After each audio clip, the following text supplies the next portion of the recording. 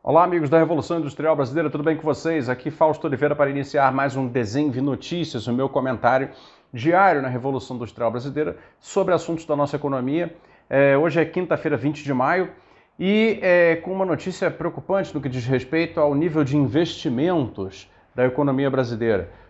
O investimento é a variável talvez mais determinante do que vai acontecer com o futuro imediato de uma economia. Isso é meio que autoexplicativo. Agora, percebam que, olhando para trás, os dados que nós vamos apresentar aqui agora nos ajudam a explicar o porquê chegamos até aqui com esse estado de coisas.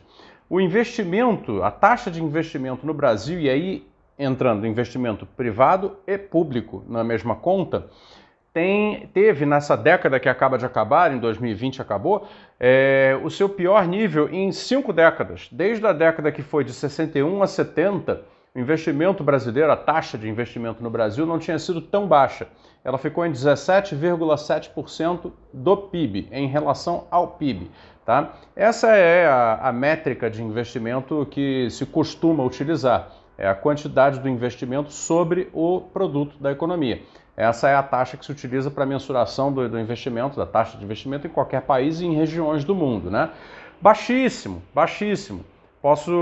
Isso tudo está numa matéria do G1, que consolidou vários dados muito interessantes aqui e que eu vou deixar para vocês averiguarem. A taxa do Brasil é baixíssima em relação, por exemplo, às médias de investimentos previstos, né? Tudo sobre PIB, tá, gente? Para o mundo em 2021, tá? 26,7%. Isso aí, eu sei, nós estamos falando de uma coisa, é uma década, a outra é a expectativa para 2021, mas logo eu vou falar a expectativa de investimento para o Brasil em 2021, que é pior ainda. Mas, então, para 2021, prevê-se que o mundo como um todo invista 26,7% do PIB, tá? Pouco mais de 1/4 da produção mundial. As economias avançadas, que claro, têm suas infraestruturas já consolidadas, já apenas uma questão de manutenção, mesmo assim, tem taxa média de investimento prevista para 2021 de 22,4%, o que é superior ao que o Brasil tem feito. As economias emergentes, que logicamente precisam de mais volume de investimento para continuar a progredir, continuar a avançar, tem taxa de investimento prevista para 2021 na média de 33,2% dos seus PIBs. E mesmo para a América Latina e Caribe, que é essa nossa região onde nós ainda damos muita pelota para argumentos de contracionismo fiscal, a ideia de que quanto menos investimento público, mais investimento privado, essas ideias malucas, não é? A América Latina e Caribe, ainda assim, na média, investe mais do que o Brasil esse ano, 18,4%.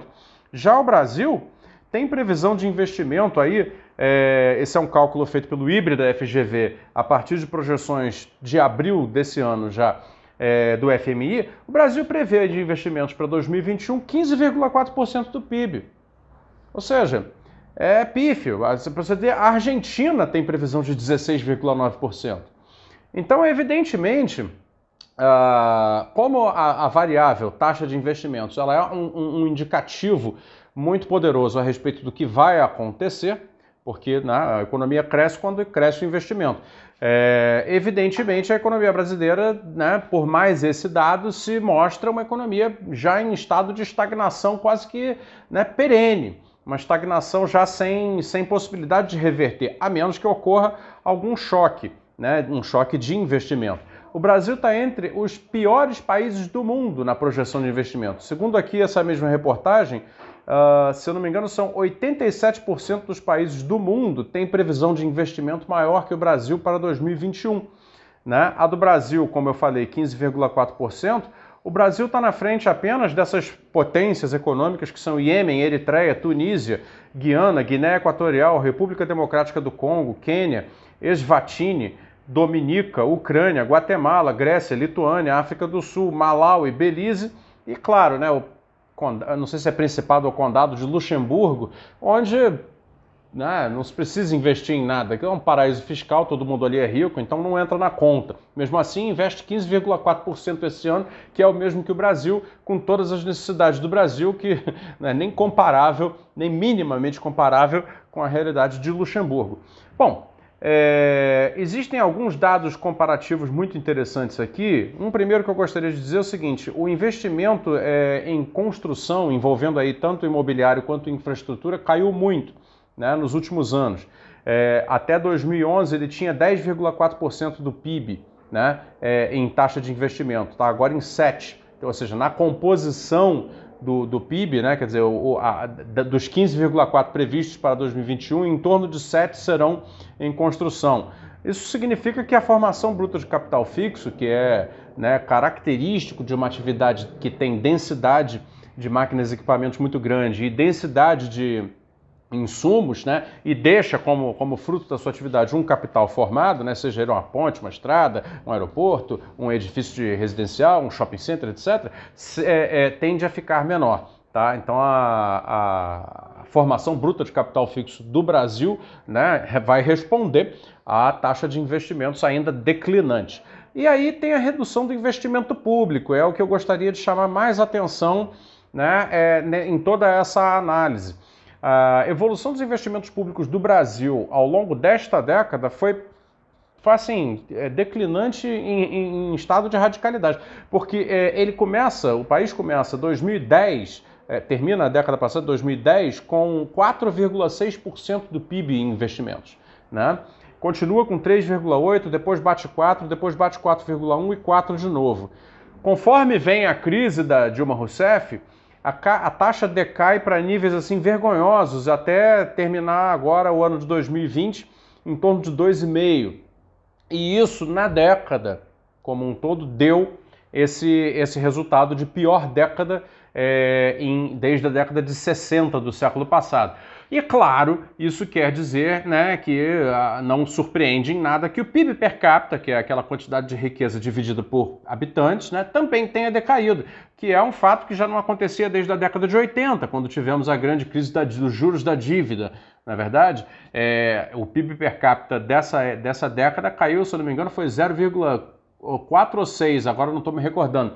Mas o que é brutal, é o empobrecimento material da sociedade brasileira e que, claro, naquela base social em que, né, está a maioria das pessoas, que vive de salário e salário baixo, representa muita perda de poder aquisitivo, não é verdade? Então esse tem sido o retrato da economia brasileira. Agora, interpretando, nós temos aí o seguinte: as linhas de evolução dos investimentos privados e dos investimentos públicos, elas são linhas que correm em paralelo, né? Agora mesmo pode-se ver o investimento total caindo na década com o investimento público caindo na década. Países que têm taxas de investimento ainda dignas têm taxas de investimento que correm em paralelo, linhas de taxa de investimento que correm em paralelo das suas investimentos públicos e dos investimentos privados. O que eu quero dizer com isso é o seguinte: já está demonstrado que a ideia de que o investimento público e o investimento privado concorrem, de que um é excludente do outro, né, é uma ideia falsa. É uma ideia que foi vendida para a América Latina principalmente, comprou-se muito essa ideia por aqui, no Brasil, a lei do Paulo Guedes compra essa ideia até agora, é a ideia de que se o Estado realiza determinado investimento, significa então que o agente privado, né, por não fazer o mesmo investimento, investe menos. Mas é justo o contrário. O investimento privado, até pela própria natureza de precisar de mais, um ambiente de mais certeza, um ambiente de melhor taxa de retorno, um ambiente de segurança jurídica, um ambiente de segurança econômica, etc., ele se sente mais confortável para fazer não o mesmo investimento que o investimento público, mas investimentos ao redor dele, né? Ele continua o processo, ele dá prosseguimento e derivação ao processo do investimento público, né? E não o contrário. Então, veja, o declínio do investimento público provoca no Brasil atual um declínio do investimento privado. Essa é a realidade que nós vivemos. E aí, quer dizer, aquela ideia tão propalada de que se o Brasil fizer o seu dever de casa e reduzir o déficit público, cortar tudo que é investimento, fazer uma austeridade brutal e passar todos os ativos para a iniciativa privada, etc., etc., o espírito animal dos empresários vai vir e vai ver uma grande oportunidade no Brasil e vai fazer altos investimentos. Não se confirma, tá? Não se confirma. Então, na verdade, o que acontece é que os investimentos privados acontecem onde os investimentos públicos também acontecem, né? Um setor público forte incentiva um setor privado forte.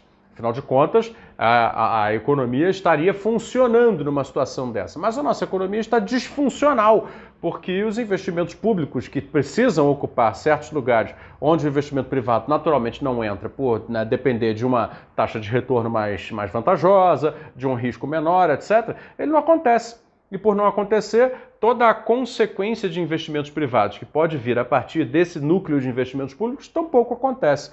Para finalizar, comentar também que é o seguinte, né, pessoal, não pode tirar dessa conta o efeito Lava Jato, né? A Lava Jato, que foi tão elogiada, tão incensada pelos nossos defensores da lisura pública, né? E o dinheiro público tem que ser bem utilizado, etc, etc. Eu não sou contra que ele seja bem utilizado, mas para mim a utilização boa do dinheiro público é que ele se multiplique na esfera da economia privada através de investimentos, não é verdade?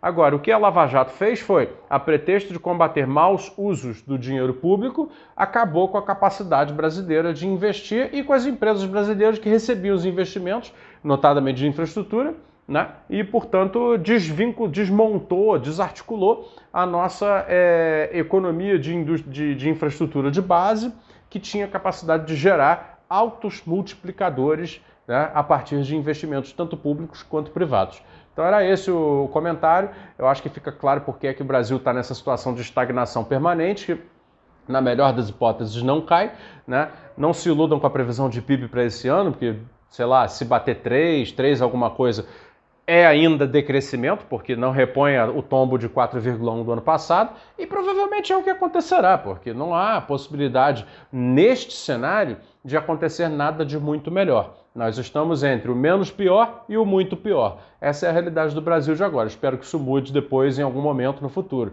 Eu fico por aqui, o Desenho de Notícias volta amanhã. Obrigado, pessoal.